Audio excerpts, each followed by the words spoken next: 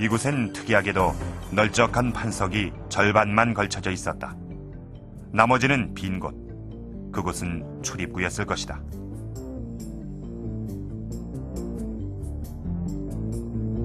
위에 오르면 이 판석 위에 섰을 것이다. 그런데 판석 반대편 원형 돌에서 심상치 않은 흔적을 발견했다. 나무 판자를 대기 위해 돌을 깎은 흔적이었다. 신라인들은 판석과 출입구를 막은 나무 판자 위에서 천문을 관측했던 것이다. 한 두세 평 정도 돼 보이는데 두세 명 정도가 작업할 수 있는 그런 공간은 될 것 같습니다.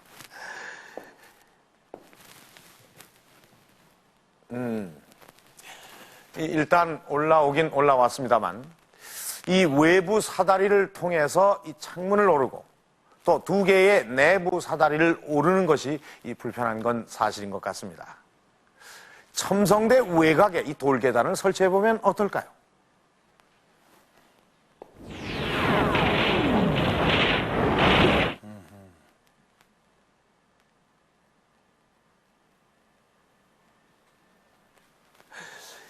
이 모양새가 좀 이상해져 버렸죠? 이 9m 높이의 첨성대 외부 계단을 설치해 보니까 이 첨성대 자체보다 계단의 크기가 더 크게 보이는 것 같습니다. 그러니까 배보다 배꼽이 더 큰 격이 되지 않을까 싶습니다. 이 첨성대 외부에 이 계단을 설치하지 않은 까닭이 여기 있지 않나 합니다. 첨성대의 높이는 3층 건물 남짓합니다. 이 지상에서 보면 꽤 높습니다만 과연 하늘을 관측하기에는 충분한 높이일까요? 더군다나 첨성대는 이 평지에 서 있습니다. 하늘을 관측하는 천문대가 평지에 서 있다. 그래서 사람들은 이 첨성대가 천문대가 아니다라는 주장을 제기하기도 했습니다. 과연 어떨까요?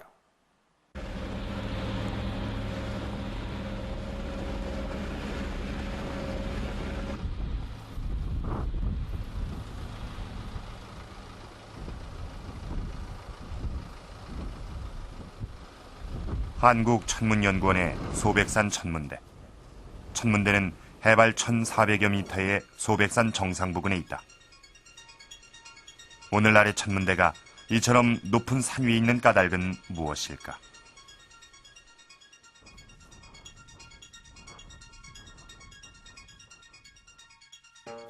별을 관측하기 위해서는 별빛을 봐야 되는데 도시에서는 도시 불빛 때문에 아무래도 별을 많이 볼 수가 없습니다. 그래서 산에 올라와야 도시 불빛이 없고 공해도 없기 때문에 훨씬 더 별이 잘 볼 수 있게 됩니다.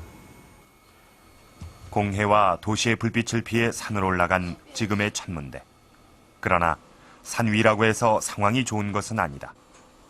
산의 지형적 특성상 자주 끼는 안개와 구름. 이들이 시야를 방해하는 요인이 되기 때문이다. 우리나라 기상 여건은 그렇게 좋은 편은 아닙니다. 국내 영구역망원경이 있는 곳은 두 곳인데요. 소백산하고 보현산의 경우에 1년에 한 120일 정도가 관측이 가능한 날입니다. 시야 확보가 가장 중요한 천문대. 그것을 위해 지금의 천문대는 어쩔 수 없이 높은 산을 선택할 수밖에 없었다. 공해와 전기불이 없던 당시 첨성대는 현재 위치에서도 시야 확보에 무리가 없었을 것이다. 서울에서 하늘 쳐다보세요. 별이 보입니까? 그러니까 그거는 오늘날 얘기죠. 신라시대 때 무슨 밤중에 경주가 뭐 얼마나 밝고 무슨 공해가 있어서 산중으로 가겠습니까? 또 그 옛날에 천문 관측이라는 거는 하늘에서 무슨 괴변이 일어나는 것을 관측하는 것이 제일 중요한 목적 중에 하나였겠는데 그거는 무슨 일이 있을 적에 즉시 국왕에게 보고를 해야 되는 그런 사안입니다. 근데 산중에 있다고 가정해 보세요. 교통수단이 있습니까? 통신수단이 있습니까? 첨성대의 높이는 9m 남짓. 당시로선 만만치 않은 높이다. 그렇다면 왜 굳이 9m의 높이가 필요했을까?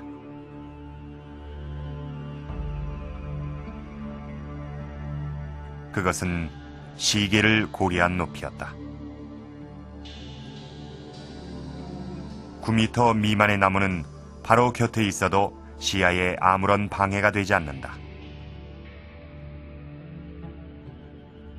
15m 정도의 나무는 50m만 떨어지면 시야가 확보되고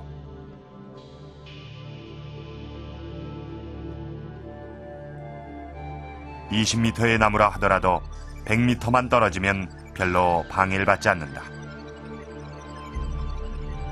이렇게 첨성대의 높이는 9m로 충분했을 것이다. 사실 그동안 이 첨성대 기능에 대해선 많은 논란이 있었습니다. 이 불편한 구조 때문에 천문대일 수 없으며 왕이 제사를 지내던 제단이라는 주장도 있었습니다. 또는 이 고대의 수학적 상징을 건축물로 표현한 것이라는 그런 주장도 있었습니다.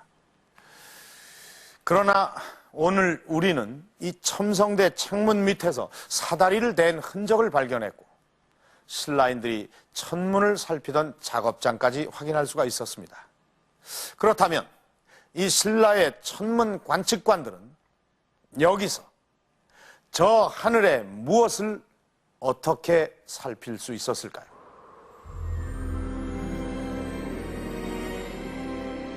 첨성대의 기능에 대해서는 고려시대 조위의 시한수가 전한다.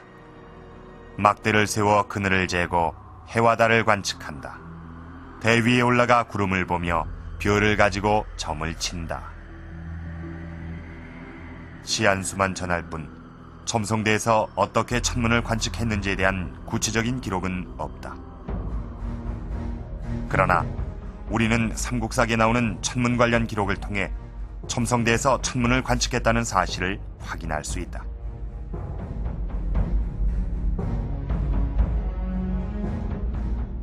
첨성대가 세워진 선덕여왕대를 기준으로 기록을 분석해보면 첨성대가 세워진 이후 천문 기록의 양이 무려 4배나 늘었음을 알 수 있다. 특히 수성, 금성, 화성, 목성, 토성 등 5행성에 관한 기록이 늘어난 것은 매우 의미가 있는 것이다.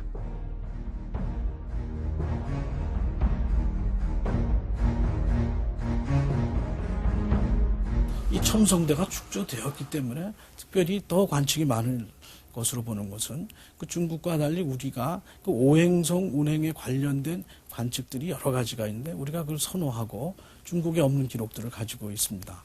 그 기록이 고구려나 신라나 백제에서 700년간 각각 5회 정도밖에 기록이 없었었는데 이 300년간 21번의 그 관측 기록을 있는 것을 보면은 아주 체계적으로 그 행성의 운행에 대한 관심을 가지고 낮에 그 행성을 관측을 했다거나 또 그 행성이 달 뒤에 숨겨졌다거나 행성 간에 서로 근접을 하는 이런 현상들을 보았습니다. 이건 아주 전문가들이 아니면은 관측이 불가능하지 않았겠나 생각합니다. 제작진은 경주에서 첨성대와 직접 관련이 있는 듯한 흔적을 발견했다. 첨성대 부근의 거리 이름 비두. 첨성대 주변 곳곳에 비두라는 지명이 보였고 이는 첨성이란 지명과 함께 쓰이고 있었다. 비두와 첨성, 어떤 연관이 있는 것일까? 그러니까 지금부터 한 50년 전에 제가 이 첨성대, 현재 첨성대 부근에 살았거든요. 그래서 초등학교 1,